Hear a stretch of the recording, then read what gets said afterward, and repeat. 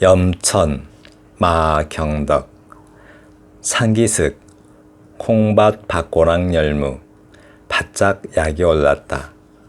상수리 그늘에 앉아 쓰르쓰르, 속 쓰려 쓰려, 혼자서는 속 쓰려 못 산다고 짝을 찾는 쓰르라미 구애가 대나 콩밭보다 뜨겁다. 이놈아 그만 울어. 봄볕에 속꽃까지 흠뻑 젖은 할망구, 등 긁어줄 영감, 지신 맬 딸년도 없어 더 속이 쓰리다. 호민 아래 발행이 쇠비름 명아주 떨려 나가고, 청상으로 키운 아들이 죽고, 콩밭 짓거리로 김치 담가 올린 외며느리에게서 떨려 나온 할멈도 쓰름쓰름 다리 뻗고 울고 싶은데, 그동안 쏟아버린 눈물이 얼마인지 평생 울지 못하는 안매미처럼 입 붙이고 살아온 세월, 슬픔도 늙어 당최 마음도 젖지 않고 콩 여물듯 땡글땡글 할멈도 여물어서 이젠 염천 땡볕도 겁나지 않는다. 팔자센 할멈이나 돌밭에 던져지는 잡초나 독하긴 매 한 가지인데, 살이 무른 열무는 손끝만 스쳐도 노랗게 몸살을 탄다. 호랭이도 안 물어가는 망구도 살이 달고 열무같이 풋내 나던 시절이 있었던가. 폭염 같은 팔자에 쪼글쪼글 졸아붙은 할망구, 생전에 영감도 못 본 엉덩이를 훌렁 까고 앉아 밭고랑에 쫄쫄쫄 오줌을 눈다. 오줌발에 발등이 젖은 참나무 그림자는 슬금슬금 콩밭으로 내려오고, 쓰르쓰르 쓰르 호민 아래 울음이 뚝 잘렸다. 해는 식어도 고랑고랑 펄펄 끓고 하루치 울음을 퍼낸 뒷산이 적막하다.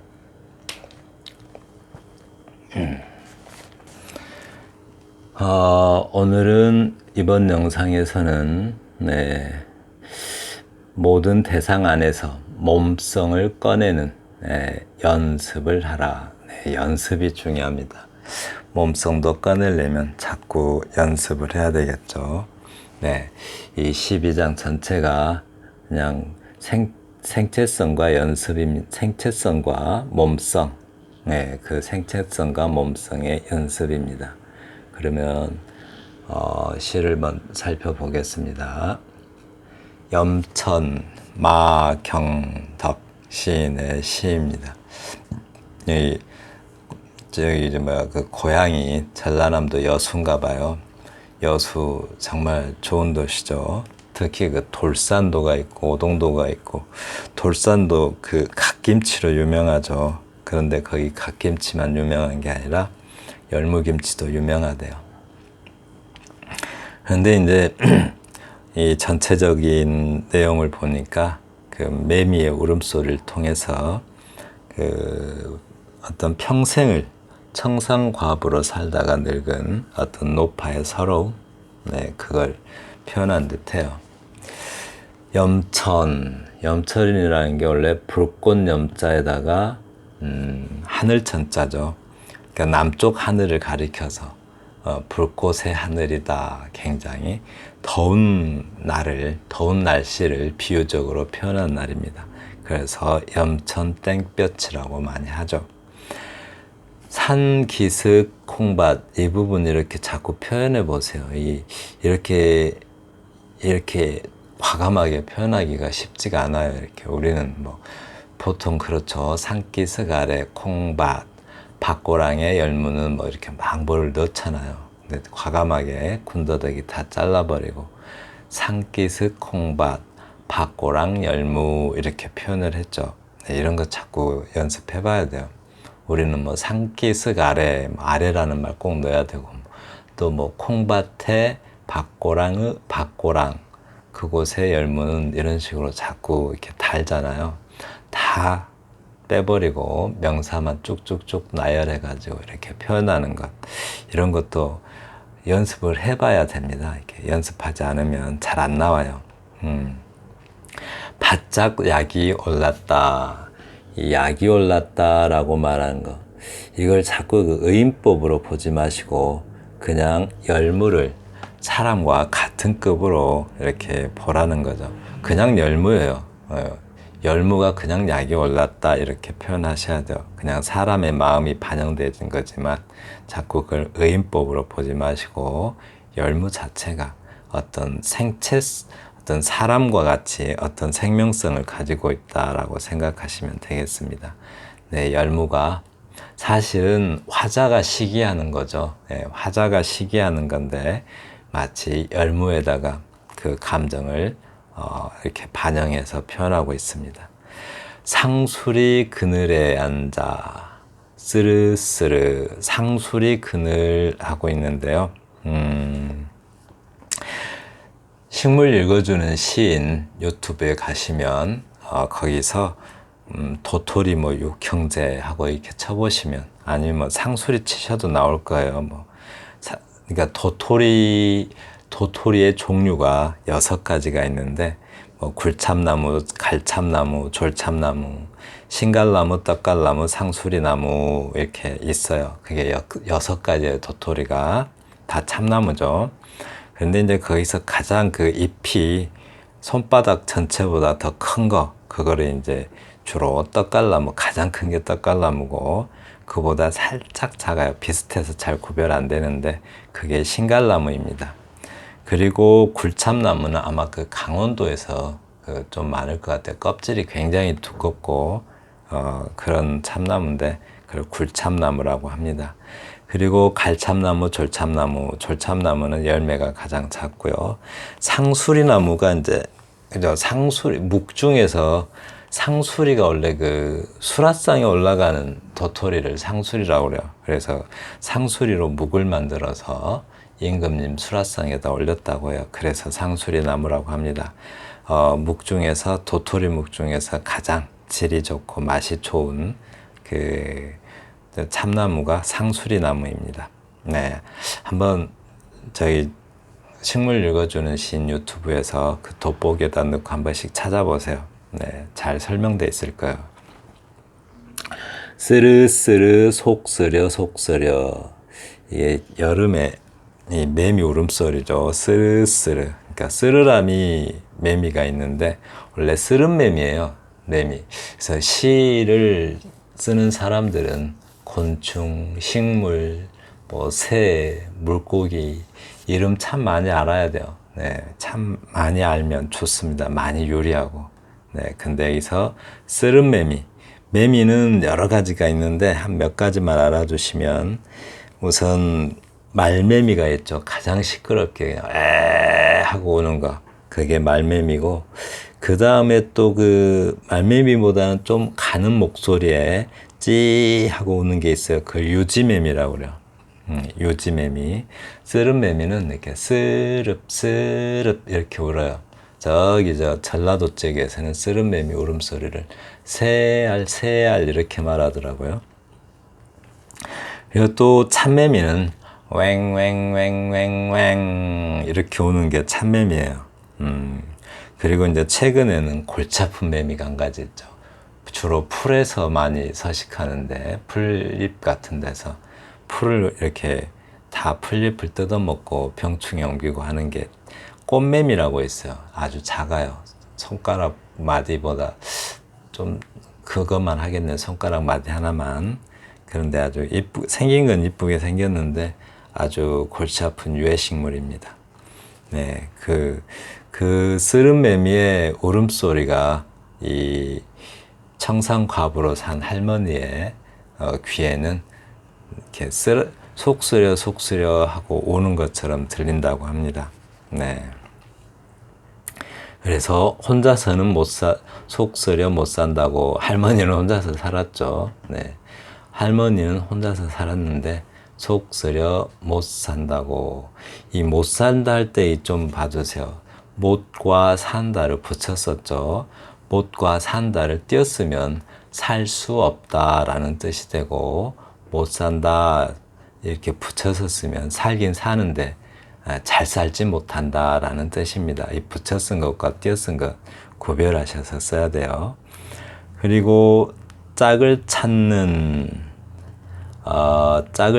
쓰르라미 쓰름매미죠. 쓰르라미는 이렇게 어디 좀 별칭이고요. 쓰름매미요. 쓰름매미. 구애가 대낮 콩밥보다 뜨겁다라고 해요. 네, 아주 그 구애가 뜨겁죠. 이놈아 그만 울어. 그 매미는 울면 다 수컷이죠. 수컷이 우는 건데 구애할 때 매미는 울어요. 네, 그렇게 우는데 이 부분 이제 화자는 늙어서 뭐 저승갈날이 얼마 안 남은 그런 늙었는데 한참 그 뭐랄까요, 연애가 뜨거운, 즉 뜨거운 청춘, 그죠? 서로 짝을 찾는 뜨거운 청춘을 보면서 그 젊음을 시기하는 그런 시. 그래서 이 부분 읽었는데 영국 시인 예이츠의 그 쿨호수의 야생백조라는 시가 있어요. The Wild Swans at Cool이라고. 그 백조가 곤이죠. 예, 곤이고 두루미가 학이죠. 두루미가 학이고 백조가 곤인데 저기 뭐 그리스 신화에 그 백조가 이제 백조로 제우스가 백조로 변해서 여자를 꼬시죠. 네, 그걸 이렇게 해서 한 건데 사실은 여기서는 그런 뜻이 아니고 야생 백조는 시인은 늙어서 이제 쭈글쭈글 해가는데 야생 백조는 항상 그 젊음을 가지고 있다고 해서 그 야생 백조들을 부러워하는 그런 내용의 시가 있습니다. 네.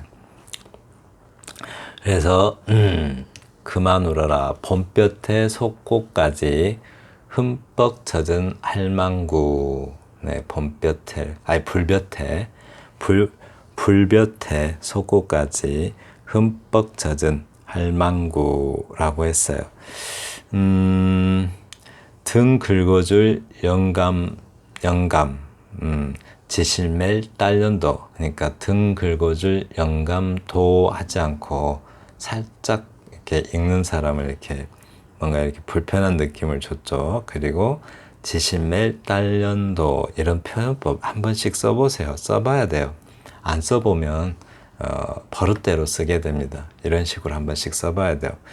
보통 같은 경우는 등 긁어줄 영감도, 지신멜 딸년도 이렇게 쓰겠죠. 그런데 거기서 도를 하나 딱 빼버려서 간결성이 이렇게 표현됐어요. 더 속이 쓰리다 라고 합니다. 네. 호미날의 발행이 쇠비름 명아주 떨려 나가고, 떨려가 떨어져 나가고 라는 뜻입니다. 이 떨려는 이때 이 매다 할 때 아이 쓴다는 거 중요하죠. 지심을 매다. 아이 매다는 딱 두 가지예요. 끈을 묶다 할 때 매다가 있고 지심 매다 할 때 매다, 이 딱 두 가지고 뭐 등에다 매거나 목이 매거나 이런 건 다 어이 매다를 씁니다. 호미날에 발행이 쇠비름 명아주 떨려 나가고, 즉 떨어져 나가고. 잠시만요. 네, 이렇게 이 부분, 네, 식물 읽어주는 시인 들어가면 이거 다 나옵니다. 쇠비름도 나오고 명아주도 나오고 발행이도 나오고. 네, 호미날에 떨어져 나간대요. 이게 땅에서. 발행이, 이건 뭐 별로 잡초 중에 아주 그 질긴 잡초, 아무 데서나 막 자라죠. 쇠비름, 이거는 나물로 먹죠. 이렇게. 네, 저기 다육식물처럼 생겼어요. 명아주, 이것도 아주 흔한 풀인데 약간 줄기가 조금 단단해서 이 명아주로 그 지팡이를 만들면 장수한다고는 아주 설이 있습니다. 네, 이게 호미날에 떨려 나가고, 청상으로 키운 아들이 죽고 콩밭 짓거리로 아까 뭘 설명했어요. 지심맨다 이 말은 지심이라는 게 잡초예요. 예, 잡초를 캔다 이런 말이죠. 김맨다는 뜻이고요. 여기 청상으로 키운 아들이 죽고 콩밭짓거리로 콩밭 사이에다가 이렇게 다른 식물을 심죠. 콩밭 고랑 사이에다 다른 식물을 심는데 주로 밭차거리 같은 거 심죠. 네, 그런 것들을 콩밭짓거리라고 해요. 콩밭짓거리, 즉 콩밭 사이에 심은 그 반찬거리 식물로 김치 담가 올린 외며느리, 하나밖에 없는 며느리에게서 떨려 나온 할멈도, 네, 떨어져 나온 할멈이래요. 아들 죽고 며느리한테서 떨어져 나온 할멈인가 봐요. 쓰름쓰름 다리 뻗고 울고 싶은데 매미까지 오니까 같이 울고 싶어지는 거죠. 마음이 동해서. 그동안 쏟아버린 눈물이 얼마인지 평생 울지 못하는 암매미처럼. 네, 울지 못하는, 여기도 좀 보세요. 못하다가 이렇게 붙였으면 실력이 없다라는 뜻이고, 못하다를 띄었으면 할 수 없는 상황이다 이런 뜻인데, 그런데 여기 조심해야 돼요. 울지 못하다, 즉 울다의 동사에다 이렇게 다른 동사 또는 다른 형용사, 그러니까 다른 용언 뒤에 이렇게 못하다가 쓰이면 붙여서 씁니다. 보조 용언이죠. 이거는 보조 용언으로서 앞말을 부정하는 보조 용언이니까 붙여 써야 돼요. 아주 헷갈려요. 이렇게 못하다가. 암매미처럼 입 붙이고 살아온 세월. 암매미도 명사와 명사가 붙으니까 마치 암수할 때는 암이 명사죠. 그런데 다른 명사 앞에다 이렇게 붙였으면 암은 접두사입니다. 접두사니까 붙였어야 돼요. 이렇게 띄었으면 안 돼요. 명사인 줄 알고 띄었을 수도 있겠죠. 암매미처럼 입 붙이고 살아온 세월. 네, 말도 못하고 그렇게 살아왔어요. 청상 아이고 지나갔구나. 다시 한번요. 슬픔도 늙어 당최 마음도 젖지 않고. 네, 이 표현 참 좋죠. 슬픔도 늙었대요. 슬픔도 늙어서 이제 슬픔체 기능을 하지를 못해요. 슬픔이 늙으면 슬픔도 늙어서 어떤 그 슬픔의 기능을 제대로 하지 못하니까 마음도 젖지 않는다라고 합니다. 콩 여물듯 땡글땡글 할멈도 여물어. 그죠? 콩이 땡글땡글 하잖아요. 근데 조금 할멈이 여문다는 표현과도 아주 새롭죠. 이젠 염천 땡볕도 겁나지 않는다. 여기서 염천은 진짜 남쪽 하늘을 가리키는 말이 아니라 불교 용어죠. 염천은 아주 남쪽 하늘. 무슨 천 있는데 그게 9개의 하늘이 있어요. 불교에서는. 이름은 염천밖에 안 알려져 있죠, 아마. 그런데 그 염천, 네, 그 염천 땡볕, 아주 더운 땡볕도 겁나지 않는다. 팔자센 할멈이나 돌밭에 던져지는 잡초나 독하긴 매 한 가지인데 살이 무른 열무는 이라고 합니다. 잡초, 이 잡초라고 이렇게 표현해 놨는데요. 아주 거칠게 살다가 어떤 뽑혀져 나온 삶을 갖다 이렇게 좀 비극적인 삶을, 비극은 너무 심한가요? 조금은 고단하고 슬픈 삶을 어떤 비유적으로 표현했습니다. 독하긴 매한가지인데, 잠시만요. 네. 살이 무른 손끝만 스쳐도 누렇게 몸살을 탄다. 이 열무는 지금 싱싱하죠. 그러니까 아주 청춘이죠, 청춘. 청춘이란 것들은 나약해가지고 스치기만 해도 몸살을 탄대요. 이 타다가 무슨 뜻이죠? 탄다. 영향을 받는다. 매를 탄다 이럴 때 매의 영향을 받는다. 주로 매도 안 탄다라고 표현하죠. 매도 안 탄다. 어떤 사람은 매도 안 탄다는 표현을 잘못 알아가지고 매도 잘 탄다 이렇게 표현하는 사람도 있죠. 그건 틀린 말이고요. 매도 안 탄다, 탄다가 영향을 받다 이런 뜻이니까 매의 영향을 받지 않는다라는 뜻이죠. 그래서 매도 안 탄다가 맞아요. 매도 잘 탄다가 아니고. 호랭이도 안 물어가는 망구도 살이 달고, 이게 젊음을 말하죠.